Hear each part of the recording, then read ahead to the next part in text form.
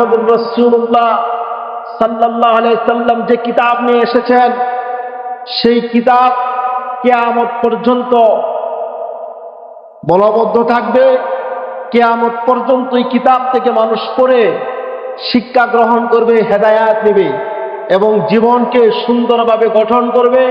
ব্যক্তিগত জীবন, সামাজিক পারিবারিক জীবন, সামাজিক জীবন, রাষ্ট্রীয় জীবন, সব জীবনকে অর্থাৎ আপনি সুন্দরভাবে এই কোরআনের মাধ্যমে পরিচালনা করবে। একটা কোরআন থেকে আপনার যতটুকু উপকৃত হবে, হুদাল্লিন নাস বোঝানো হয়েছে যে সমস্ত মানুষ কোরআন থেকে হেদায়াত দিবে। আপনার কোরআন থেকে সমস্ত মানুষ হেদায়াত নিবে। এখানে যদি কোনো হিন্দু মানুষ এসে কোরআন থেকে হেদায়াত নিতে চায়, সে নিতে পারবে।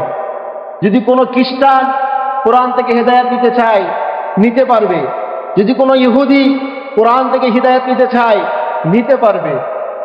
ওই সমস্ত মানুষগুলো যতটুক না আপনার হেদায়াত নিয়ে শিক্ষা গ্রহণ করতে পারবে, তার চাইতে বেশি উপকৃত হবে আমরা মুসলমানগণ। সুবহানাল্লাহ বলেন। মুসলমানদের ভিতরে সবচাইতে বেশি উপকৃত হবে আপনার হলো মুত্তাকি যারা আছে, তারা আপনার বেশি উপকৃত হবে। সুবহানাল্লাহ বলেন। তাহলে সেই মহাগ্রন্থ আল কোরআন কারীম আপনার আমার জন্য অত্যন্ত একটি গুরুত্বপূর্ণ বিষয়। বেঁচে থাকার জন্য সংবিধান, যেই সংবিধান আঁকড়ে ধরতে পারলে, যেই কিতাবকে আপনি পড়বেন, সেই কিতাব আপনার জন্য, সেই কোরআন আপনার জন্য কাল হাসর মাঠে নাজাতের উসিলা হয়ে যাবে। সুবহানাল্লাহ বলেন। কাল কিয়ামতের মাঠে আল্লাহ রাব্বুল আলামিনের কাছে কোরআন আপনার জন্য সুপারিশ করবে। ভাই, কোরআন এমন একটি গ্রন্থ, কোরআন থেকে যদি কোনো মানুষ তার জীবন পরিচালনা করতে চায়, পরিবার জীবন পরিচালনা করতে চায়, সামাজিকভাবে রাষ্ট্রীয়ভাবে যদি কোরআনের আইন যদি চালু হয়ে যায়, মানুষের মনে কোনো ভয় থাকবে না। চুরির ভয় থাকবে না, ডাকাতির ভয় থাকবে না, জিনার ভয় থাকবে না, নারীর মনে কোনো ভয় থাকবে না। মানুষের মনে একটা ভয় হবে, সেটা হলো আল্লাহ রাব্বুল আলামিনের ভয়। সুবহানাল্লাহ বলেন। আল্লাহর ভয় থাকবে। কোরআন মোতাবেক যদি আপনার সব সুন্দরভাবে পরিচালনা করা হয়, একমাত্র আল্লাহর ভয় থাকবে। পবিত্র জুমার দিনে যে সমস্ত ভাইদের কানে মাইকের আওয়াজ যাচ্ছে, আমি তাদের উদারত আহ্বান জানাবো, সপ্তাহের মধ্যে শ্রেষ্ঠ দিন, মুসলমানদের জন্য উত্তম দিন, যে দিনটা হলো জুমার দিন। এই দিনে আমরা অলসতা বশত, অবহেলা করে, শয়তানের দুকায় করে যেন আমরা জুমাকে তরক না করি, জুমাকে যেন পরিত্যাগ না করি। আমরা যথাসময়ে একেবারে আযান দেওয়ার সাথে সাথে মসজিদে চলে আসাটাই সবচেয়ে উত্তম। দুনিয়ার সমস্ত কাজ কাম আপনার জন্য তখন কি হয়ে যাবে? আরাম হয়ে যাবে। আযান হয়ে গেল, সব কাম কাজ বন্ধ। কৃষক মানুষ মাঠে ধান কাটতেছেন, আপনার ধান কাটা এখন বন্ধ রাখতে হবে। আপনি ব্যবসা করতেছেন, ব্যবসাকে আপনার বন্ধ রাখতে হবে। আপনি চাকরি করতেছেন, আপনার চাকরি সেখানে আপনার অফ করে দিতে হবে। আযান হয়ে গেছে। আল্লাহ বলছেন, ইয়া আইয়ুহাল্লাযীনা আমানু ইযা নুদিয়া লিস-সালাতি মিন ইয়াউমিল জুমআ, হে ঈমানদার বান্দারা, যখন তোমাদের জন্য জুমার নামাজে আহ্বান করা হয়, তখন তোমরা আল্লাহর সে আহ্বানে ডাকে সাড়া দাও। সুবহানাল্লাহ বলে। সেজন্য আমার আযারুল বাঈ আল্লাহ বলেন, বেচা কিনা বন্ধ করে দাও। যালিকুম খায়রুল লাকুম ইন কুনতুম তা'লামুন, এটা তোমাদের জন্য উত্তম হবে যদি তোমরা বুঝে থাকো। মুসলমান হিসাবে মুসলমান সন্তানের দায়িত্ব হলো যথাসময়ে আযান দেওয়ার সাথে সাথে মসজিদে আইসা জুমার নামাজ আদায় করা।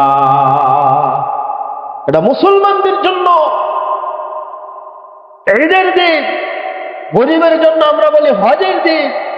যে গরিব মানুষ এই দিনটাতে আপনার গুরুত্ব দিয়া যত্ন সহকারে জুমার নামাজটা আদায় করবে, আল্লাহ তাআলা তার এক সপ্তাহের গুনাহ খাতা মাফ করে দিবেন। সুবহানাল্লাহ বলে।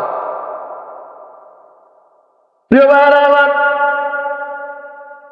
কোরআন কারীমে আল্লাহ রাব্বুল আলামিন বলেন, বিসমিল্লাহির রাহমানির রাহিম,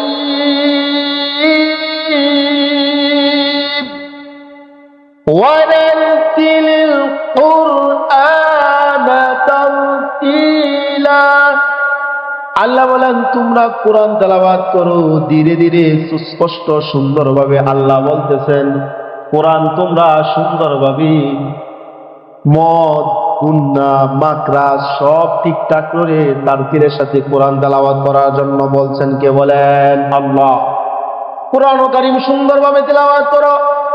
কোরআন কারীমের এমন কতগুলো পাঠক আছে যারা কোরআন তেলাওয়াত করে আর কোরআন তাদেরকে অভিশাপ দেয়। কোরআন যদি আপনার শুদ্ধভাবে কোনো মানুষ পড়তে না পারে তার জন্য গুনাহ হবে। সেই জন্য শুদ্ধ করে পড়ার জন্য চেষ্টা করতে হবে। চেষ্টা শুধু না, যদি আপনি সবসময় যদি গুলি করে যান গুনাহে কবিরা হবে। কোরআনে এমন কতগুলো পাঠক আছে যারা কোরআন তেলাওয়াত করে আর কোরআন তাদেরকে অভিশাপ দেয়। এই জন্যই কোরআন তেলাওয়াতের জন্য যারা ছোট সময়ে মক্তবে যায় নাই, মক্তবে যাওয়া এটা মুসলমানদের জন্য, মুসলমান সন্তানদের জন্য সবচাইতে বড় একটা উত্তম শিক্ষা হলো আপনার মক্তবে কোরআন শিক্ষা গ্রহণ করা। মক্তবে কোরআন শিক্ষা গ্রহণ করা এটা মুসলমান সন্তানদের জন্য একটা উত্তম শিক্ষা। সে জায়গায় আপনার নামাজের মাসলা মাসায়েল শিখবে, কোরআন তেলাওয়াত শুদ্ধভাবে শিখবে। আর যে সমস্ত ভাইয়েরা ছোটকালে কোরআন তেলাওয়াত শিখে নাই, শিখতে পারেন, এরকম ব্যবস্থা ছিল না বা হুজুরদের শরাপন্ন হতে পারেন নাই, তাদের এখনো উচিত মসজিদের ইমামদের কাছে গিয়া আপনার কোরআনকে সহি শুদ্ধভাবে তেলাওয়াত করে পড়া। কমসে কম সূরা ফিল থেকে নাস পর্যন্ত 10টি সূরা আপনি শুদ্ধ করে পড়া, যাতে আপনার নামাজটা পড়ানো যায়। এটা লজ্জার কিছু নয়। আপনি কোরআনের ছাত্র যদি হয়ে যান, আর যদি এই অবস্থা যদি আল্লাহ না করে যদি আপনি মালাকুল মউত এসে হাজির হয়ে যায়, আল্লাহ তাআলা আপনাকে শহীদ দরজায় মর্তবা দিয়ে দিবেন। সুবহানাল্লাহ বলে। কোরআনের ছাত্র হওয়া এটা ছোটখাটো বিষয় নয়। আমি যখন কোরআন কারীমের কোরআনকে যারা পড়ার জন্য বারবার চেষ্টা করবে, আয়ত্ত করবে, আল্লাহ তাআলা তাদের অন্তরের মধ্যে সিনার ভিতরে নূর ঢুকাইয়া দিবেন। সুবহানাল্লাহ বলেন। ও ভাইরা আমার, আল্লাহ রাব্বুল বলেন ইন্না নাহনু নাযালনা যিকরা ওয়া ইন্না লাহু লাহাফিজুন। আল্লাহ বলেন কোরআন নাজিল করেছি আমি আল্লাহ, সংরক্ষণের দায়িত্ব আমি আল্লাহ তাআলা নিজেই নিলাম। সুবহানাল্লাহ বলেন। কোরআনের যদি পৃথিবীর সমস্ত মানুষগুলো যদি কোরআনের শত্রুরা, ইসলামের শত্রুরা, কোরআন বিদ্বেষী যারা কোরআনকে চুরি করার জন্য বারবার চেষ্টা করে, কোরআনকে মুছে দেওয়ার জন্য, কোরআনকে মুছে দেওয়ার জন্য বারবার চেষ্টা করতেছে বিধর্মীরা, খ্রিস্টানরা, ইহুদি, নাসারারা। ওবার আমার, যদি আল্লাহ কোরআনকে সংরক্ষণ না করতেন, পৃথিবীর জমিন থেকে ওরা কোরআনকে পুরে ভঙ্গ করে দেওয়া হইতো। কিন্তু আল্লাহ তাআলা এমন একটা জায়গায় সংরক্ষণ করে দিয়েছেন, তামাম পৃথিবীর কোরআন যদি এক জায়গায় আইনা যদি পুরে কেউ সারকার করে দেয় ইসলামের শত্রুরা, তাহলে কোরআনকে আবার আল্লাহ রাব্বুল আলামিনের অর্থাৎ মাহবুব বান্দারা যারা কোরআনে হাফেজ আছে তারা আবার কোরআন তেলাওয়াত শুরু করবে, লেখকরা আবার কোরআন লিখতে শুরু করে দিবেন। সুবহানাল্লাহ বলেন। কোরআনকে যদি আপনি বাক্সের ভিতরে রাখেন, সেখানে ওই পোকা সার পোকা খায়া কোরআন নষ্ট করে দিবে। কোরআনকে যদি আপনার সুকেসের ভিতরে সাজায় রাখেন, সেখান থেকে আপনার চুরি হওয়ার সম্ভাবনা থাকতে পারে। কোরআনকে যদি ব্যাংকের লকারে রাখেন, সেখান থেকেও চুরি হওয়ার সম্ভাবনা থাকবে, কারণ কোরআনের শত্রুরা সেখান থেকে কোরআনকে চুরি করে নিয়ে যাবে। সেই জন্য আমার কোরআনকে কোনো সন্দুকের ভিতরে নাই, সুকেসের ভিতরে নাই, এমনি ভাবে আমার কোরআনকে ব্যাংকের লকারে নাই। আমার আল্লাহ রাব্বুল আলামিন কোরআনকে হাফেজে কোরআনের সিনার মধ্যে ফিট করে দিয়েছেন। তামাম পৃথিবীর কোরআনের শত্রুরা, ইসলামের শত্রুরা কোরআনকে যদি তালাশ করে, সেখান থেকে কোরআনকে কেউ চিনে নিতে পারবে না। সুবহানাল্লাহ বলেন। এই জন্য আমার আল্লাহ বলেছেন কোরআন ও কারীমের আইন যারা মানবে, কোরআন মোতাবেক যারা দেশ চালন করবে, পরিচালনা করবে, আল্লাহ তাআলা তাদের উপর খাস রহমত নাজিল করবেন। সে গোটা সমাজের ভিতরে শান্তি নাজিল করে দিবেন। সুবহানাল্লাহ বলেন। عن عبد الله بن عباس رضي الله تعالى عنه قال قال رسول الله صلى الله عليه وسلم ইন্নাল্লাযী লাইসা ফী জাওফিহি, আল্লাহর রাসূল সাল্লাল্লাহু আলাইহি সাল্লাম থেকে হযরত আব্দুল্লাহ ইবনে আব্বাস হাদিসটা বর্ণনা করেন। তিনি বললেন, নিশ্চয় নিশ্চয় কোরআন যেই ব্যক্তির অন্তরে নাই, লাইসা জাওফিহি শাইয়ুম মিনাল কোরআন, যে ব্যক্তির অন্তরে কোরআন নাই সেই ব্যক্তির অন্তরটা হলো একটা বিরান ঘরের মতো। নাউযুবিল্লাহ। বিরান ঘর, যার মধ্যে কিছুই নাই, উপত্যকা বিরান হয়ে যাচ্ছে, মরে কিছুই হয় নাই। কোরআন যার অন্তরে নাই সেই ঘরটা হলো বিরান ঘরের মতো। কোরআনকে যে আঁকড়ে ধরবে, কোরআনের উপরে যে আমল করবে, কোরআন তাকে সম্মান ইজ্জত বাড়ায়া দিবে। সুবহানাল্লাহ বলেন। ও মুসলিমের আমার, তিরমিজি শরীফের বর্ণনা,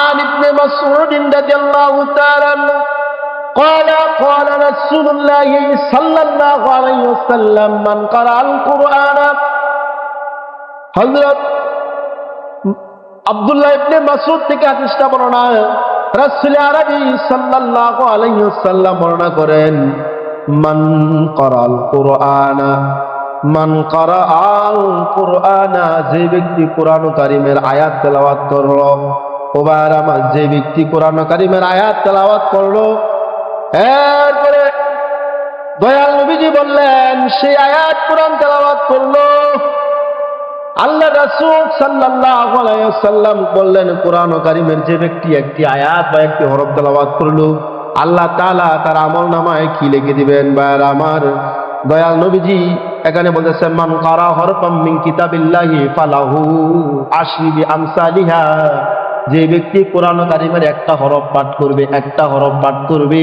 যেমন আলিফ একটা হরফ, লাম একটা হরফ, মিম একটা হরফ, এমনি ভাবে হাদিসে আসছে, ওয়াল হাসানাতু বিআশরি আমসালিহা, লা আকুলু আলিফ লাম মিম হরফুন, বাল আলিফুন হরফুন, লামুন হরফুন, মিমুন হরফুন। রাওয়াহু তিরমিজি। ইবনে মাসউদ হাদিসটা বর্ণনা করলেন, দয়াল নবীজি বললেন, যে ব্যক্তি কোরআন কারীমের একটি হরফ পাঠ করলো, আল্লাহ রাব্বুল আলামিন তার আমলনামায় 10টি নেকি লিখে দিবেন। সুবহানাল্লাহ বলেন। বারবার যে ব্যক্তি বলল আলিফ লাম মিম, এখানে আলিফ একটি হরফ, লাম একটি হরফ, মিম একটি হরফ, যেই ব্যক্তি 3টা হরফ পাঠ করলো, আল্লাহ তাআলা তার আমলনামায় 30টি নেকি লিখে দিবেন। সুবহানাল্লাহ বলেন। প্রতিনিয়তই যদি আপনি পড়তে থাকেন, হাঁটতেছেন, পড়তেছেন, ঠিক আছে, কোরআন কারীম স্পর্শ করলে উযুর প্রয়োজন। যদি আপনি কোরআন স্পর্শ করেন, আর যদি কোরআন স্পর্শ না করেন, যদি আপনি মুখস্থ করতে থাকেন, তাহলে উযুর প্রয়োজন নাই, উযু করতে পারলে ভালো। যদি শরীর পবিত্র আছে, গোসল না, গোসলে মনে করেন শরীর আমাদের নাপাক দুই ভাবে, এক নাজাতে হাকিকি, নাজাতে হুকুমি। এক নাজাত হলো উযু করলেই পবিত্রতা হাসিল করা, একটা হলো উযু করলেও হবে না, গোসলের প্রয়োজন, যেটা হলো বড় নাপাক। গোসল ছাড়া ওই নাপাক থেকে পবিত্রতা হওয়া যায় না, ঠিক আছে? তাহলে ওই নাপাক যদি হয়ে থাকে, তাহলে আপনার কোরআন কারীম তেলাওয়াত করা যাবে না। শুধু মাসনুন দোয়াগুলো, ইস্তিগফারগুলো আপনি করতে পারবেন। আর শরীর পবিত্র আছে, উযু নাই, আপনি হাঁটতেছেন, কোরআন কারীমের সূরা তেলাওয়াত করতে পারবেন, সমস্যা নেই। সুবহানাল্লাহ বলেন। ঠিক পারা আমার, কোরআন কারীমে আপনি এই আয়াতগুলো তেলাওয়াত করবেন, আপনি যে সূরাগুলো পারেন সেই সূরাগুলো পড়বেন, আল্লাহ তাআলা আপনাকে উত্তম মর্যাদা এবং ফজিলত দিয়ে দিবেন। সুবহানাল্লাহ বলেন। আপনার শান এবং মান আল্লাহ বাড়ায়া দিবেন। সুবহানাল্লাহ বলেন। عن علي رضي الله تعالى عنه قال قال رسول الله صلى الله عليه وسلم, রাসূল নবীজি বললেন, হযরত আলী কাররামাল্লাহু ওয়াজহু হাদিসটা বর্ণনা করেন, মান কারাল কুরআনা ফাস্তাযহারাহু ফাহাল্লাল হালালাহু ওয়া হারামা হারামাহু আদাখালাহুল জান্নাহ ওয়া শাফাহু ফি ওয়া শাফাহু।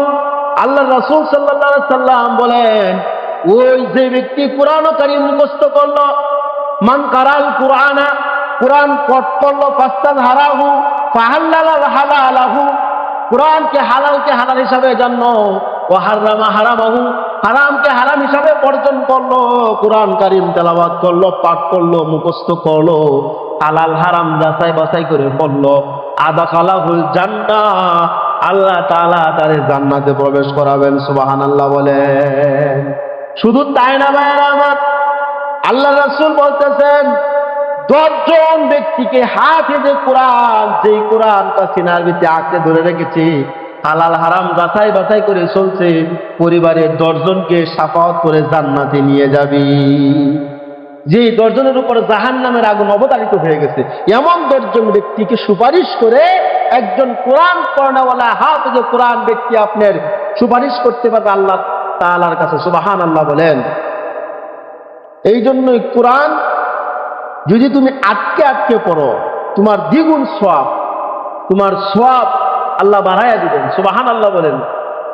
ভাইরা আমার, কোরআন কারীম শিক্ষার জন্য অর্জন করতে হবে। বিশুর হাফি নামে একজন বিষাক্ত মদ করছিল, প্রতিদিন সে মদের আড্ডাখানায় যায়। ভাইরা আমার, ঘটনাক্রমে একদিন সে মদের আড্ডাখানা যাওয়ার সময় রাস্তার মধ্যে একটা কাগজের টুকরা পড়ে রইল। রাস্তার মধ্যে কাগজের টুকরাটা পড়ে রওয়ার পরে সে তো কিছু পড়তে পারে না, জানে না, এটা হাতে নিয়ে আসে একটা চুমু খাইলো। চুমু খাওয়ার পরে সে বাড়িতে নিয়ে গেল। বিশুর হাবিবের আপনি বন্ধুরা বলতেছে, ও বিশুর হাবিব, তুমি কি আজকে মদের আড্ডাখানা যাইবা না? না না, আমি আজকে মদের আড্ডাখানা যাইব না। তোমরা যাও, আমি আজকে যাব না। ঘরের ভিতরে আইসা মার ডাক দে, মা তুমি ঘরে আসো কিনা? মা তার চোখের পানি ছেড়ে দেয়, কাঁদে। তার মা বলে, আল্লাহ, মনে হয় তুমি আমার সন্তানকে কবুল করে নিয়েছো। তার মারে জিগাও, মা দেখো তো কোরআনের এই কাগজটার মধ্যে, টুকরাটার মধ্যে কার নাম লেখা? বাইরে আমার তার মা দেখে বলে, ও বাবা, যে কাগজটার টুকরাটার মধ্যে নাম লেখা সেই হলেন তিনি এমন একজন ব্যক্তি, বাইরা আমার, যিনি হলেন আসমান জমিনের মালিক। যিনি হলেন আসমান জমিনের মালিক, তোমার আমার সৃষ্টিকর্তা আল্লাহ রাব্বুল আলামিনের নাম লেখা ছিল বিসমিল্লাহির রহমানির রহিম। বিশুর হাবিব এইটা খাওয়ার পরে, চুমু খাওয়ার পরে মক্কলের কাপড় দিয়ে পেছায় রাখলো। এবার তার মাকে বললো, মা আমি কোথায় রাখবো? তক্তার উপরে রাখার পরে সারা রাত পর্যন্ত পাহারা দেয়। গভীর রজনীতে একটু তন্দ্রা নিদ্রার পাপ চলে আসলো। আল্লাহ রাব্বুল আলামিন আল্লাহর মাধ্যমে জানিয়ে দেয়, ও বিশুর হাবিব, তুমি রাস্তা থেকে কুড়িয়ে না কাগজের টুকরাটুকে এত সম্মান করলা, এত ইজ্জত করলা, আমি আল্লাহ রাব্বুল আলামিনের নামটাকে সম্মান করলা, ইজ্জত করলা। আমি আল্লাহ তাআলা তোমাকে আজ থেকে মদগুরের কাতা থেকে নামটা কেটে দিয়া ওলি আল্লাহদের কাতারে দলভুক্ত করে দিলাম। সুবহানাল্লাহ গণ। ও ভাইরা আমার, সেই জন্য কোরআন আপনি যে যত মহব্বত করবেন, যে যত তুলে ধরবেন, সে তত কোরআনের আপনি সংস্পর্শে যাবেন, তার অন্তরটা তত খুলে যাবে, তার অন্তরটা তত প্রসার এবং প্রসার হয়ে যাবে। সুবহানাল্লাহ বলেন। কোরআন আপনি এখনো সময় আছে, যারা কোরআন পড়তে পারেন না, মসজিদের ইমামদের কাছে গিয়া, যারা আপনার মসজিদের দায়িত্ববান আছে বা আপনার হুজুরদের কাছে গিয়া কোরআন তেলাওয়াত শিখুন। এই কোরআন না পড়তে পারলে, কোরআন বুঝা পড়লেও সব, না বুঝা পড়লেও সব।